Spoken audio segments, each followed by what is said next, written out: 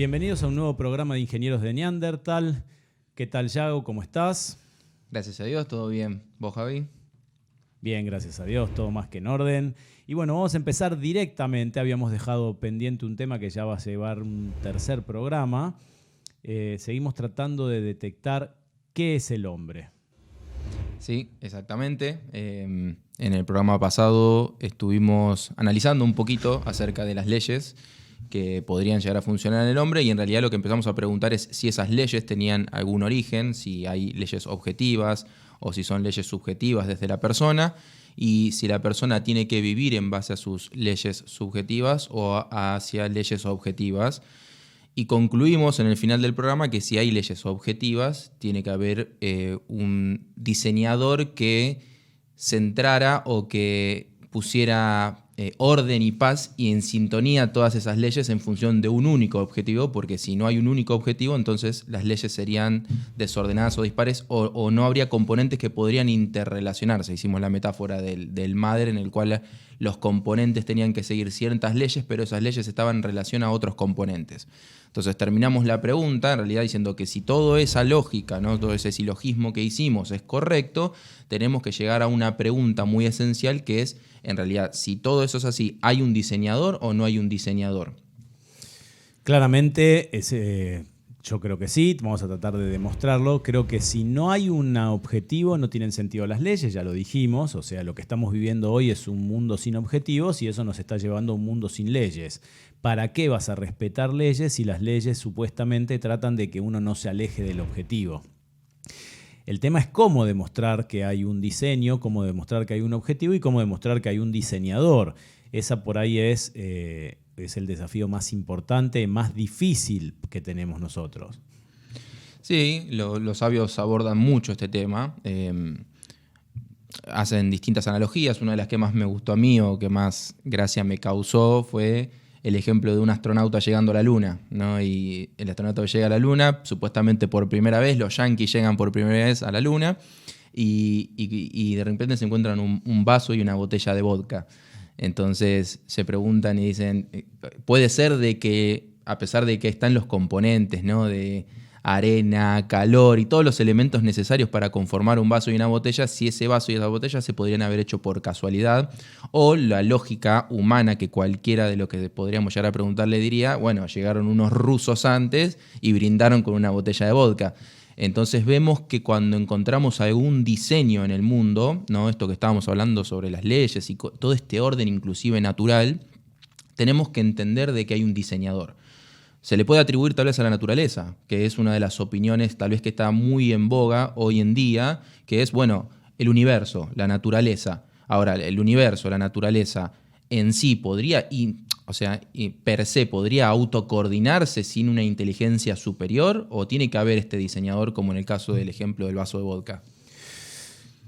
El otro día leía en un libro de Efraín Dines que las probabilidades de que 2000 enzimas se creen y pongan a funcionar un cuerpo humano es 1 sobre 10 a la 599.000. O sea, estamos hablando de que matemáticamente creo que hoy todavía no tenemos calculadoras que podamos comprar que puedan manejar todos esos ceros. 599.000 ceros y después un 1. Entonces, pensar que verdaderamente eso es consecuencia de la evolución, es decir, ¿qué pasó mientras tanto? Tenía que haber un diseñador antes, tenía que haber alguien que hubiera planeado que iban a hacer falta.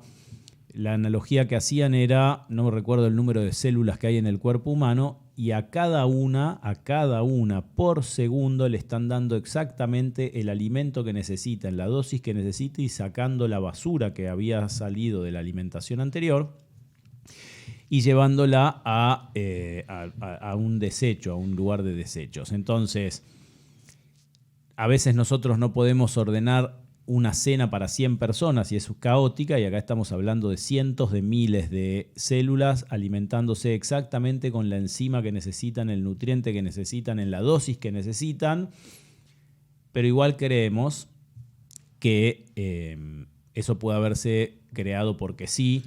de una especie de selección natural y del supervivencia del más fuerte, ¿no? Eso es un poquito lo que se demuestra por el absurdo que tiene que haber sí o sí un diseñador.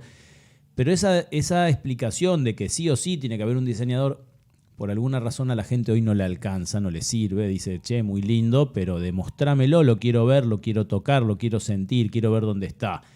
Y la pregunta por ahí es, ¿cómo hacemos para que lo vean, lo toquen, lo sientan y digan dónde está?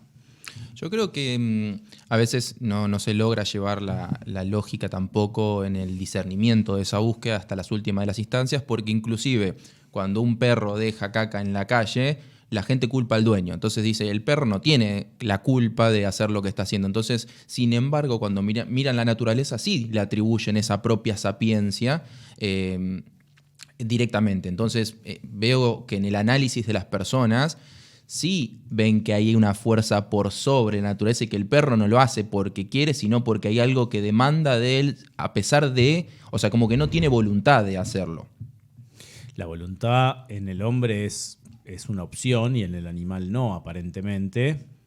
El animal tiene necesidad de ir a hacer sus necesidades. Si le damos a elegir, prefiere un bosque, pero como no tenemos bosques y tenemos bosques de edificios, los traemos acá y es efectivamente el dueño el que le hace hacer lo que hace en el lugar y en el momento en que lo hace. Pero en realidad también hay una voluntad animal porque uno pone un repelente de perros y se corre a la vereda enfrente. Entonces hay formas de demostrar que el perro también tiene un diseñador que le dice, bueno, ojo que ante ciertas sustancias tu reacción tiene que ser esta y antes de otras ciertas sustancias tu reacción tiene que ser otra. Pensar que el perro es consecuencia de una selección natural y que está reaccionando a un repelente que lleva 15 años en el mercado es demostrar que ya tenía previamente la aversión a ciertas sustancias que le permitían huir de cosas que le pueden llegar a causar un daño irreparable. Ahí también se nota la mano del diseñador.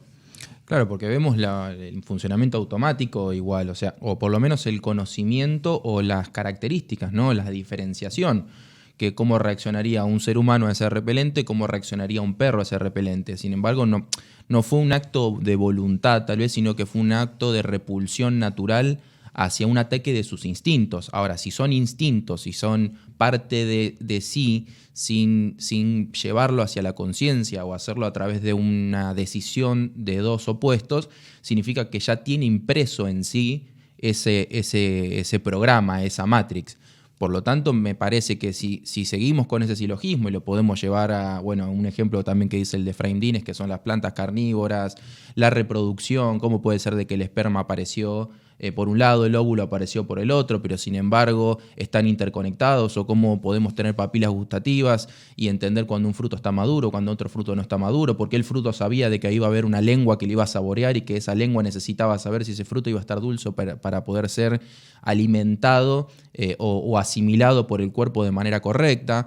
Vemos demasiadas interrelaciones dentro de la naturaleza que entendemos que por sí mismas no podrían haber logrado ese conocimiento. O sea, sí o sí tiene que haber alguna fuerza superior a la naturaleza, por sobre la naturaleza, que dicte eso. Es como entrar a una fábrica automotriz y ver cómo de repente todas las piezas se están moviendo, hay máquinas que llevan una cosa de un lugar a otro, y no entender de que detrás de eso tiene que haber un ingeniero que tuvo que haber diseñado toda esa planta. A mí me llama la atención, por ejemplo, el hombre es uno de los seres vivos que más miedo le tiene a la oscuridad, miedo real. Y sin embargo no adaptó su ojo como lo hizo el gato para ver en la oscuridad, o como lo hizo la mosca.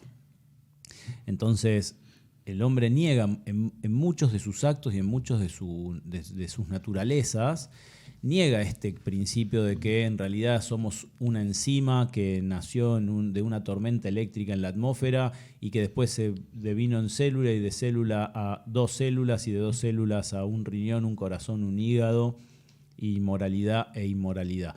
Es como que parece que nos hubiéramos olvidado de algunas adaptaciones en el camino, incluso de la adaptación de entender por selección natural que necesitamos del otro para vivir, y seguimos pensando que podemos ser los únicos dueños del universo, quedarnos solos en el mundo y que eso nos va a hacer feliz.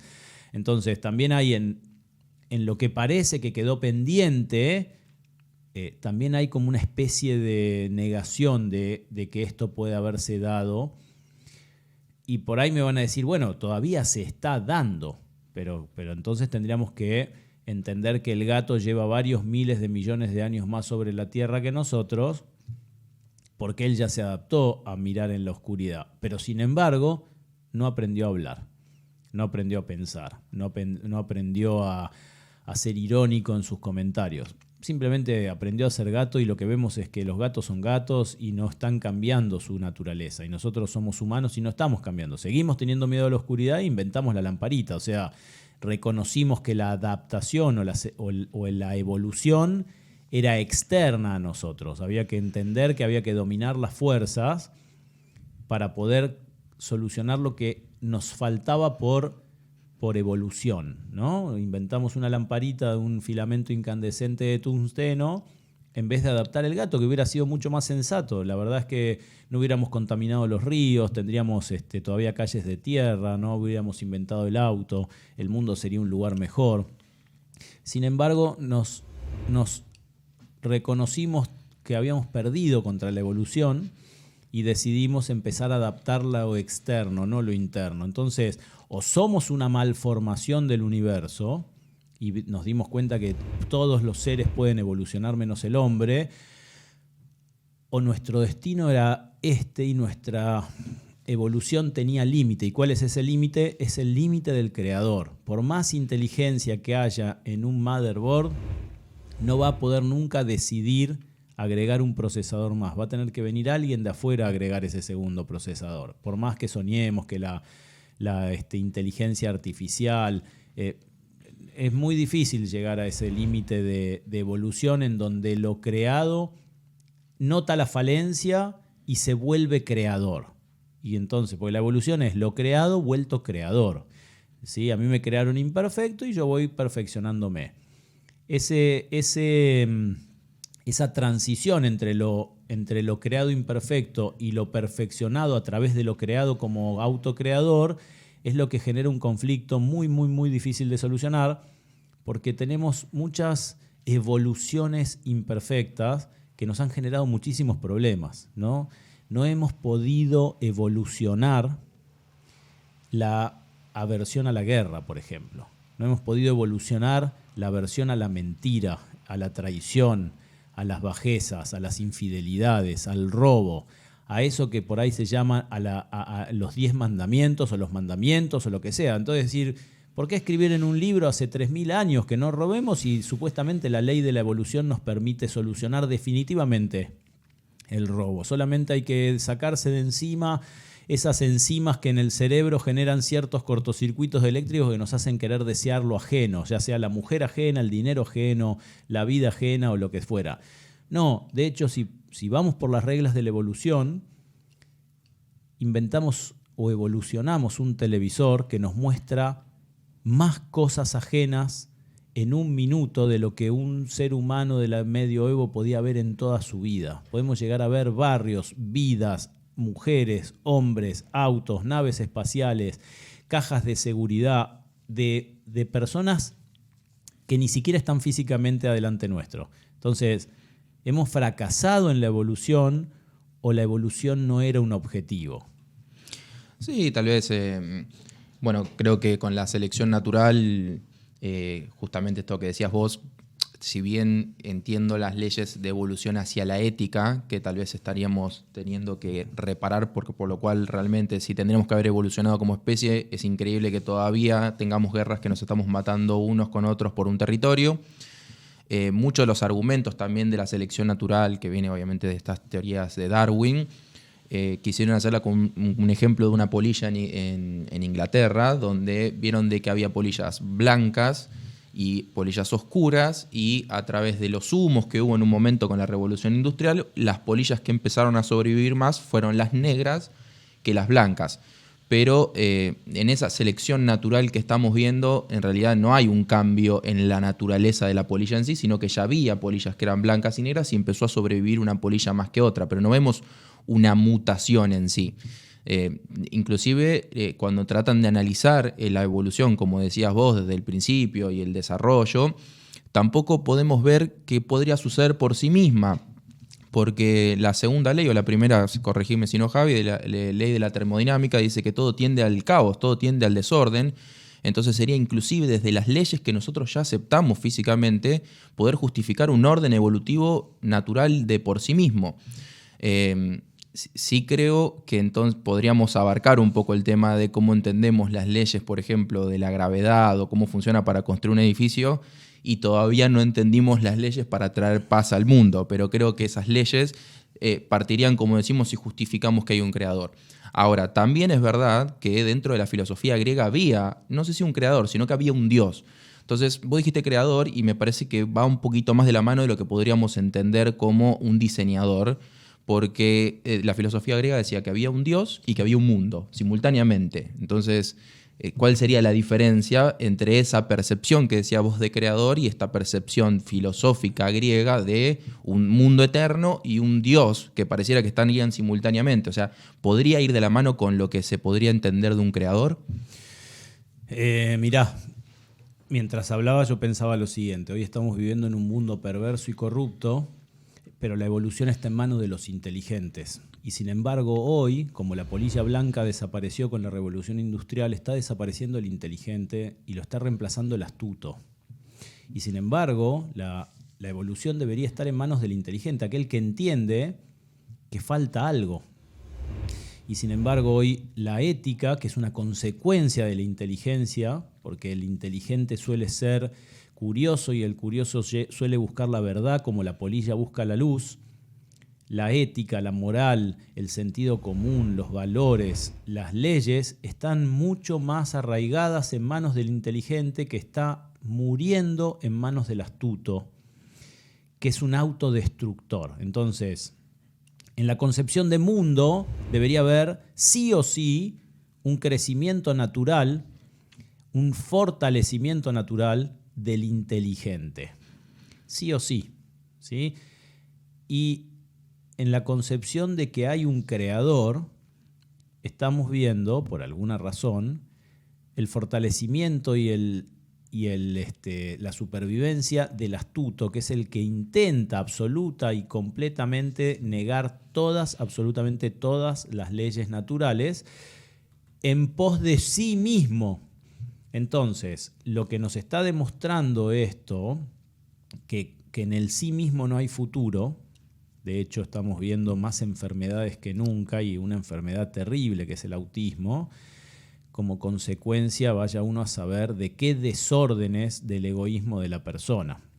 Entonces, lo que nos están mostrando es que aquel que debería tener en manos de sí la evolución está siendo aniquilado literalmente, porque una vez que a una persona inteligente la obligan a ser astuta, la destruyen para siempre. El astuto suele ser bastante imbécil, suele ser bastante ladrón. Ayer me enteré de una cosa increíble, pero increíble. Hubo una marcha muy grande acá en contra del gobierno y había muchas ambulancias. Y ayer vino una persona que trabaja en el Congreso y le dije, che, hubo mucho lío. Increíble, porque vi ambulancias como uno que me dice, no hubo lío, fue bastante pacífica. Lo que pasó es que los diputados, senadores y los gremialistas se dieron cuenta que las ambulancias las dejan pasar durante los piquetes, entonces se mueven en ambulancias.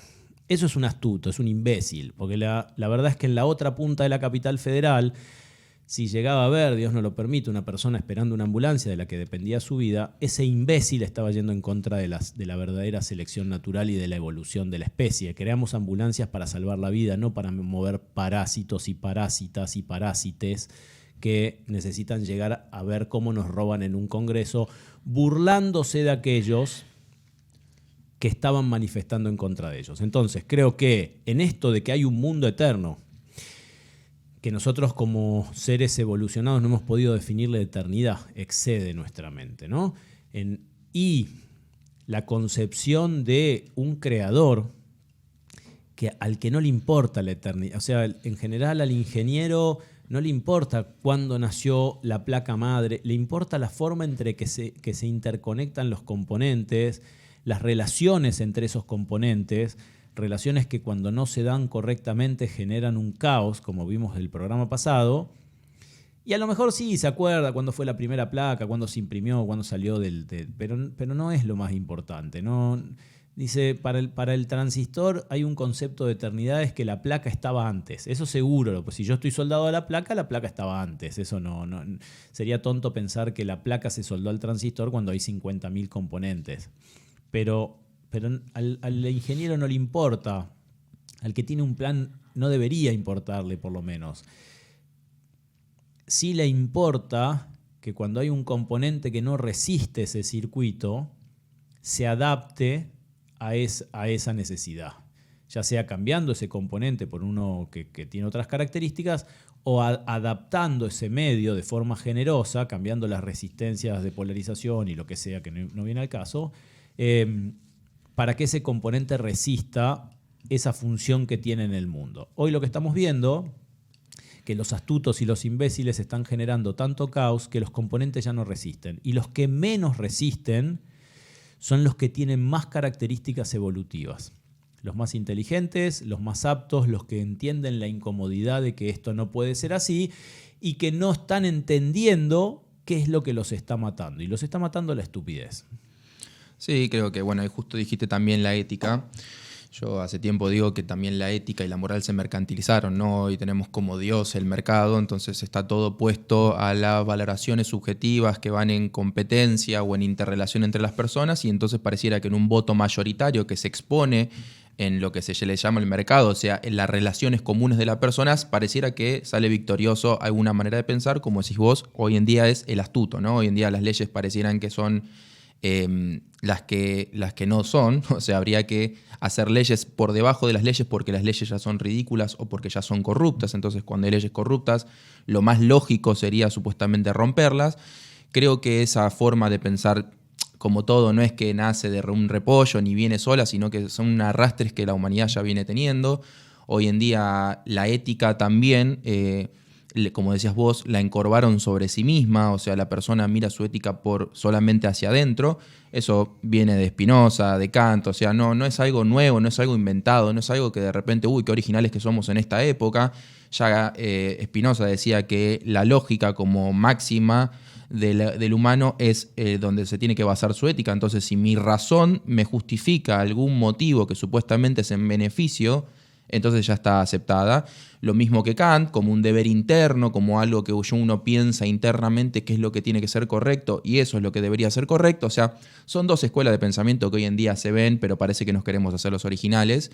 Pero dentro de la filosofía, si querés que volvemos al creador, entonces ni siquiera la razón, ni siquiera el deber interno es lo que la persona debería poner como escala máxima de valor sobre su ética, sino que es una ética que tiene que estar por sobre, y entonces ahí podríamos poner leyes que, si se rompen dentro de la ética, traen este caos. Entonces, así como podemos construir un edificio, deberíamos poder construir un mundo de paz, de amor, de entendimiento, a menos de que no sea lo que estemos buscando y que los astutos en este momento estén buscando otra cosa y que nosotros caigamos engañados en que el objetivo también es ese, y en realidad la gran mayoría de la gente, tenemos marchas todos los días, lo está sufriendo.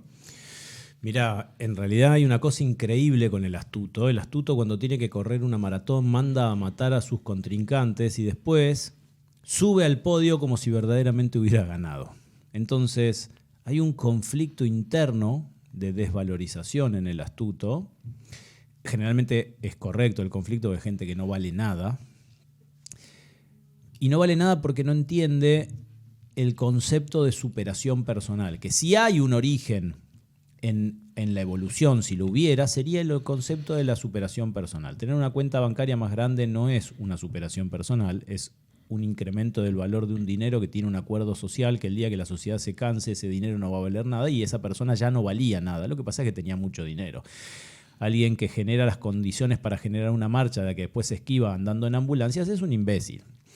Entonces, cuando una persona, en vez de ejercitar, practicar, entrenar, decide quebrar a sus contrincantes y después sube al podio como si hubiera ganado algo, ahí estamos frente a quien niega, pero niega con sus actos y con su ser, que su ser de inutilidad absoluta al universo, niega la evolución. Entonces, ¿por qué en el momento tecnológicamente más avanzado de la historia de la humanidad los que triunfan niegan la evolución? Esa es la verdadera pregunta para entender que en realidad sí o sí hay un creador con reglas tan firmes que cuando nosotros volvemos esas reglas de cabeza, empieza a triunfar, si es que eso es un triunfo, ¿no? Lo digo como hacemos el uso actual de esa palabra, empieza a triunfar el astuto, que es en verdad la escoria de la raza humana. La escoria de la raza humana hoy triunfa porque en realidad nosotros nunca fuimos algo que debía evolucionar físicamente. Ya nos dieron los ojos, ya nos dieron los oídos, ya nos dieron, como vos decís, el esperma y el óvulo. No había nada físico que nosotros pudiéramos hacer. De hecho, estamos viendo más enfermedades de todo eso que nunca. Nuestra evolución era en otro, era intelectual, era espiritual, era una evolución que no tenía que ver con lo físico, ¿sí? Yo no mejoro como conductor si le pongo ruedas más anchas a mi auto o LEDs amarillos y un equipo de música más caro. Evoluciono como conductor practicando como conductor. Y creo que el astuto es el que cree que si le pone un spoiler de Fórmula 1 a un 4K, es mejor conductor que antes, y así se ponen el auto de cabeza y así se ponen sus vidas de cabeza, y desafortunadamente así están poniendo nuestras vidas de cabeza. Y hay una cosa increíble que está pasando, que la política es parte hoy de todas las vidas. Y no hablo solo de la política de los corruptos, sino hay una persona en cada edificio que es un administrador, o en cada barrio cerrado que es un administrador, que se ha vuelto tema de conversación porque la degeneración, la degradación, el robo, la inmoralidad se ha vuelto tan grande que antes yo decía, bueno, yo tengo que ir a trabajar, contrato una persona que se ocupe de que los palieres estén limpios y las lamparitas funcionen, y hoy me tengo que estar cuidando de esa persona que me roba con las expensas, que me pone sobreprecios, que no le paga los aportes al igual que nuestros políticos. ¿Por qué pasa eso? Porque hemos colapsado en esto que nosotros creímos que era la evolución exterior de la persona física a nivel corporal, y empezamos a entender que cuando... Hay una frase que me gusta especialmente que dice: no se puede iluminar la tierra sin oscurecer el cielo, ¿no? Hoy el mundo no tiene estrellas porque hay tanta luz a nivel del suelo que no vemos esas luces que no son tenues, pero que por supuesto son mucho más tenues que un reflector LED de 500 watts a 1,5 metros de altura. Hemos iluminado tanto esa tierra, pensando que era una evolución que no podía ser, porque no tenía la capacidad de ser, que hemos oscurecido ese cielo, y hoy estamos viviendo la oscuridad del cielo. Esa es la demostración de que no estamos evolucionando, de que no había un mundo eterno, que había una tarea para hacer, y que al haber negado esa tarea, llegamos a que las reglas se disparen, se activen, y nos muestren que al no respetarlas hay solo caos. Sí, de hecho... Creo que ahí vemos entonces el sufrimiento, ¿no? Ahí vemos el sufrimiento de la sociedad actual, vemos el sufrimiento de las personas, vemos cómo nos horrorizamos viendo el noticiero simplemente, y entendemos de que, o no entendemos en realidad, pienso, de que equivocamos el triunfo, ¿no? Equivocamos el camino hacia ese triunfo, vivimos engañados en búsqueda de, como decías vos, un auto con LED amarillos, más dinero, más casas, más honor, tener los abdominales más marcados. Empezamos una búsqueda de un triunfo y entendemos que ese objetivo y esas leyes son hacia ese triunfo, pero evidentemente en el camino nos contradecimos con nosotros mismos de lo que verdaderamente queremos, porque si sentás a cualquier persona y le preguntás, ¿vos sos tu cuerpo hoy en día? No, yo mi cuerpo no soy, yo soy algo más que mi cuerpo. Sin embargo, las 12 o 18 horas del día las dedica a su cuerpo, a verse mejor, a gastar e invertir su dinero y a trabajar en tener un mejor cuerpo. Si le preguntás vos sos las cosas que vos tenés, te van a decir que no. Sin embargo, vemos como la mayoría del tiempo hoy se gasta en el tener cosas más. Y si le preguntás a las personas si vos sos tu honor, ahí se vuelve un poquito más difícil. No lo van a reconocer tan fácilmente, pero seguramente muchas de las cosas o de los problemas que viven en la vida es porque no están consiguiendo ese honor. Creo que todas esas cosas están por fuera de la persona, y si esas cosas desaparecieran, como por ejemplo en el caso del cuerpo la vejez, como en el caso del honor, la pérdida de las personas que supuestamente lo honraban, como muestra la historia, quedan en estatuas, pero las personas ya no se acuerdan quiénes son esas estatuas, se tienen que acercar para ver el nombre de esa estatua, y las cosas mismas, como vimos por ejemplo en una de las crisis más recientes de la Argentina, en el 2001, cuando hay gente que perdió su departamento y sus depósitos y les agarró un infarto, o sea que su ser se fue con esas cosas.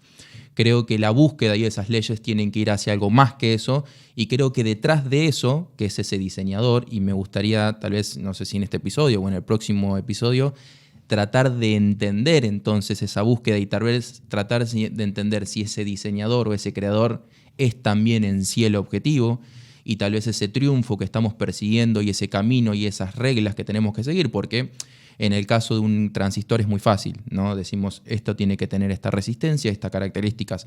En la persona no es tan fácil porque todos somos distintos y tal vez no hay leyes fijas, sino que hay leyes dinámicas que permitan un camino hacia ese objetivo, y creo que tal vez el triunfo de la humanidad y la desaparición de ese sufrimiento, que porque si hay un sufrimiento significa que hubo un efecto a las causas que generamos con todas estas astucias que vos decías, y creo que en realidad está el objetivo corrido. Creo que el triunfo que todos estamos buscando, que el triunfo y la completitud o la paz o el llenado del vacío que estamos sintiendo, en ese objetivo y en esa búsqueda está tal vez en ese creador. Creo que buscamos al creador para preguntarles para qué nos creó. Creo que lo buscamos también cuando hemos puesto al estúpido arriba de todo, para decir, bueno, descartemos. A ver, veamos si el astuto, ¿no? Que es una de las formas más ofensivas de decir estúpido, porque el hombre que niega la inteligencia y la cambia por astucia, la astucia se aprende, la inteligencia no, niega la condición humana, la de él y la nuestra, por eso vivimos este caos. Entonces creo que hoy tenemos a los astutos que están en una necesidad absoluta de que no haya un creador, porque dice, pará, si hay un creador yo estoy frito, esto es como, estoy robando y hay cámaras de seguridad y digo, bueno, que no haya nadie mirando las cámaras, porque si hay algo mirando las cámaras yo ya no tengo más nada que hacer. Y después está el inteligente. Cuando digo inteligente hablo solamente de alguien que es curioso, no digo alguien que puede resolver la teoría de la relatividad ni nada de lo que nos enseñaron. Es alguien que no acepta las cosas como son sin preguntarles por qué y para qué. A eso me refiero con inteligente. Puede ser un ama de casa, una mucama o un ingeniero del balseiro por igual. No cambia eso. No nos confundamos que los astutos también nos hicieron creer que la inteligencia era de una única forma, porque los astutos necesitaban encasillar todo para que nadie los desactive.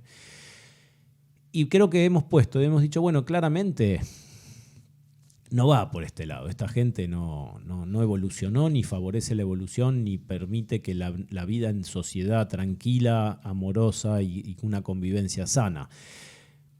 Y el inteligente está diciendo, bueno, si hay un creador que me venga a decir verdaderamente para qué nos creó, porque evidentemente cuando pusimos la creación en nuestras manos sin saber el para qué ni el por qué, llegamos a enaltecer al astuto, que vos decías que quieren honor, pero quieren honor a pesar de que hacen que a lo mejor uno se arrodilla delante de ellos con una pistola en la cabeza. Hoy tenemos estos honorables, son capaces de usar hasta a la FIP, que es la Hacienda, los recaudadores de impuestos, como grupo de tareas para obligar a que la gente se arrodille ante. Hablaste mal de mí, te mando una inspección de la FIP.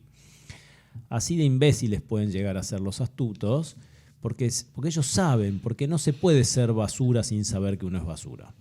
Entonces, hoy hemos enaltecido esto para decir, bueno, esto no era el humano. Le dimos poder, le dimos dinero, y realmente después nos enteramos que había una secta que prostituía menores para alimentar políticos, jueces y estas basuras, y gente poderosa, decían ellos, gente del jet set.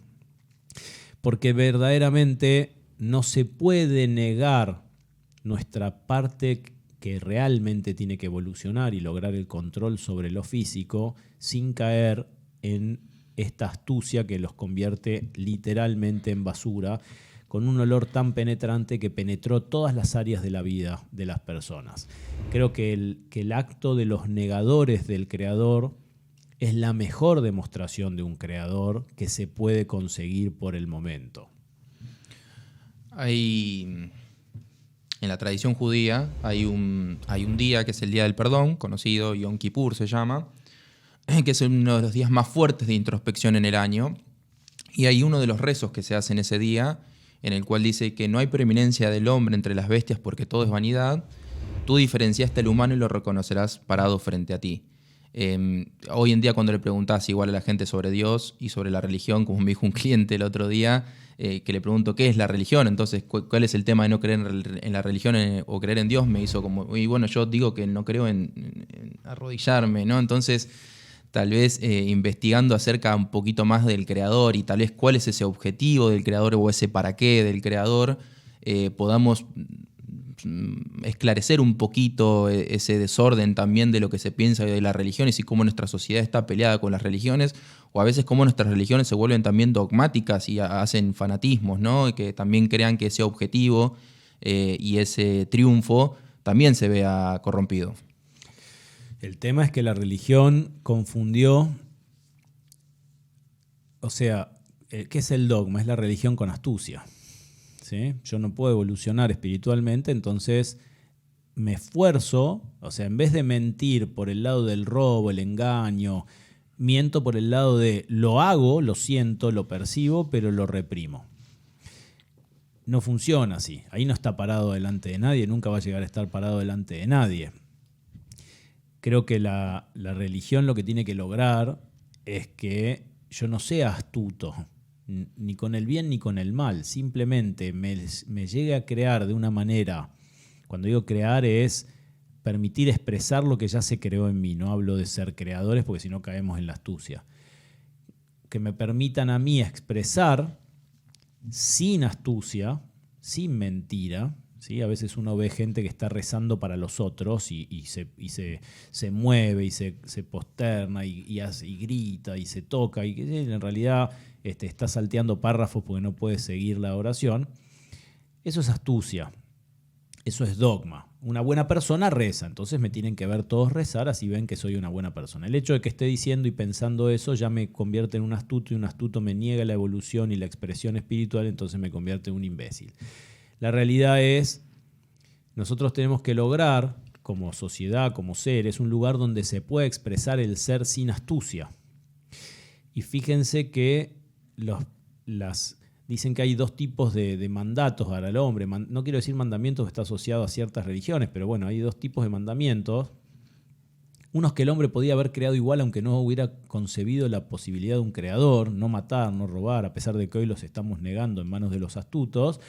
Y otros que no entendemos por qué, ¿no? Que son como... nadie entiende por qué. No nos vamos a meter en eso para no profundizar en algo que no vale la pena. En realidad, los mandamientos, o el nombre que uno le quiera poner, inclusive las leyes, un semáforo, una senda peatonal, nos están negando la astucia y nos lo están diciendo en la cara. No seas tonto. Para que vos puedas circular en la calle tenés que darle paso a los otros, si no esto es un caos. Cada vez que se apagan los semáforos hay caos, pero cuando vuelven a funcionar los semáforos, a pesar de que vivimos el caos ayer de no tener el semáforo en funcionamiento, empezamos a intentar ser astutos de nuevo y pasar justito y antes de que también viene a cambiar el color. Un profesor de física mío nos decía, cuando nosotros le habíamos contado que habíamos andado a alta velocidad en un auto, decía, ¿ustedes para qué creen que está el cartel de máxima 40? Está para que no tengan que vivir el resto de su vida con algo que su mente no puede aceptar. ¿Para qué creen que está el semáforo?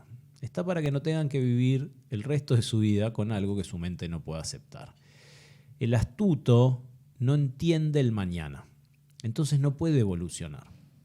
El astuto también es una creación del creador, claramente, que por alguna razón no entendió el sentido, o no lo preguntó o no lo buscó, y pensó que el sentido era vivir el momento a todo volumen, a toda velocidad, o todas estas estupideces que dice el cine americano, lleno de sexo, drogas, ¿no? Uno ve el Toro de Wall Street y dice, wow, qué vida tiene este tipo.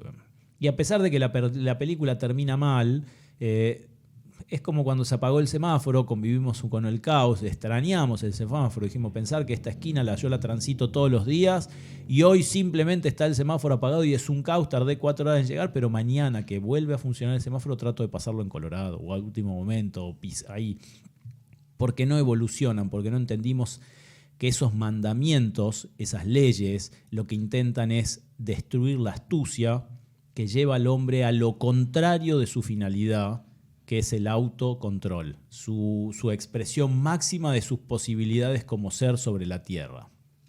Sí, creo que es justamente eso. La búsqueda de ese triunfo que decía yo está alineada y asociada a todos esos inconvenientes. Creo que se podría utilizar la analogía, por ejemplo, de un fruto, ¿no? Por lo general queremos el fruto y a veces no tenemos la contracción de las pulsiones de esperar a que ese fruto madure. Queremos las cosas inmediatamente, queremos esos placeres inmediatamente. La realidad es que, como decías vos, esa película terminó muy mal para la persona, pero sin embargo salieron todos, lo digo por conocimiento de muchos amigos míos que lo vieron, encantados con la vida y querían al otro día ser el lobo de Wall Street, a pesar de que había terminado todo mal. Entonces creo que también nos cuesta esperar esa madurez, entender los procesos que llevan a esa madurez e inclusive muchas veces cuando vemos el fruto que ya tiene el color necesario como para poder degustarlos, nos quedamos apreciando solamente la cáscara y no entendemos que inclusive en ese momento hay que pelar la cáscara para encontrar el fruto. Estamos obsesionados con la cáscara, estamos obsesionados con lo que decía recién del honor, el cuerpo, el dinero y tal vez no entendemos la finalidad de ese para qué y esa búsqueda. Así que no sé cómo estamos con el tiempo. Ya estamos en límite de tiempo. Vamos a dejar creo que va a ser el último capítulo de la búsqueda del verdadero hombre. Creo yo, no sé vos lo que te parece.